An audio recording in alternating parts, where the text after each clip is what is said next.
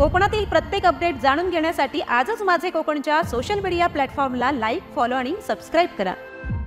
रत्नागिरी जिल्ह्यातल्या खेड तालुक्यातील साखरोली भुवडवाडी येथे जागमाता देवी जागरण उत्सव सोहळा मोठ्या उत्साहात संपन्न झाला। शुक्रवारी 10 जानेवारी रोजी जागमाता देवी जागरण उत्सव सोहळा आयोजित करण्यात आला होता। या दरम्यान अभिषेक आरती, हळदी कुंकू, सामुदायिक भजन, विद्यार्थी गुणगौरव सोहळा, दिंडी सोहळा, हरिपाठ, सत्कार समारंभ यांसारखे विविध धार्मिक कार्यक्रमांचे आयोजन करण्यात आले होते। तसेच शुक्रवारी रात्री त्रिमूर्ती नाट्य नमन मंडळ सामूहिक ग्रुप चिपळूणचे बहुरंगी नमन सादर करण्यात आले। या सोहळ्याला गुहागर विधानसभा मतदारसंघाचे आमदार भास्कर जाधव, तापोली विधानसभा मतदारसंघाचे माजी आमदार संजयराव कदम, उद्योजक खेमजी पटेल, संदेश भोसले, जोगाडीजी शेठ, भवरलाल हुमावत, उद्योजिका स्मिता कदम आदी उपस्थित होते। यावेळी जय भोलेनाथ ग्रामस्थ मंडळ भुवडवाडी, जय भोलेनाथ मुंबई मंडळ, जय भोलेनाथ महिला मंडळ भुवडवाडी, जागमाता युवा प्रतिष्ठान भुवडवाडीचे सर्व सदस्य आणि ग्रामस्थ मोठ्या संख्येने उपस्थित होते।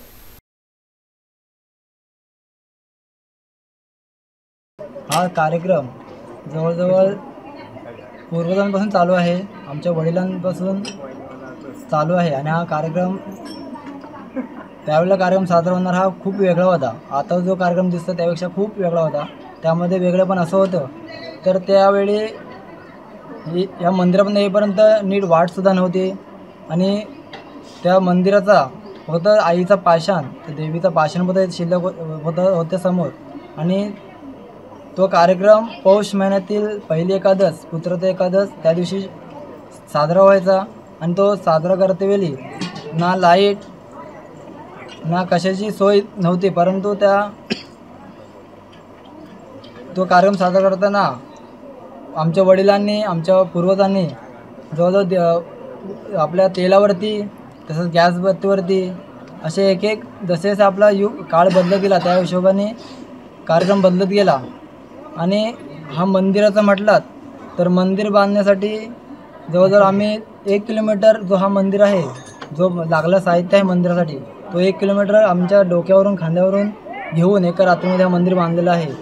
आणि हा पूर्ण गावाचा मंदिर असून आमची भुवडवाडी ही भुवडवाडी एक कार्यक्रम साजरा करते एकोपाने। संपूर्ण मुंबई मंडळ असेल, ग्रामस्थ मंडळ असेल, महिला मंडळ असेल किंवा युवा तरुण मंडळ असेल, त्यांच्या संपूर्ण एकोपाने हा पूर्ण कार्यक्रम साजरा होतो। आणि त्या कालांतराने बदलत येत येत इथपर्यंत पायवाट होते, पायवाटेचा रस्ता डांबरीकरण झाला, डांबरीकरण होऊन इथं पूर्ण जागा पण होती, इथं जागा पूर्ण लेवल करून आपला जसं भाविक मंडळी, भक्त मंडळी वाढत गेले यायची, त्यामध्ये बसण्याची व्यवस्था होत नव्हती। त्या बसण्याची व्यवस्था होण्यासाठी आमच्या पूर्ण सभासदांनी पूर्ण जागा व्यवस्थित लेवल करून त्यांना जसं जेवढं कार्यक्रमामध्ये एन्जॉय करता येईल किंवा जेवढं त्यांना आनंद घेता येईल तेवढं करण्यासाठी आम्ही खूप पुढाकार घेतला आहे। तसे त्यानंतर एक लाईट रोडचं काम झालं, त्यानंतर एक इथे लाईट पोचली गेली।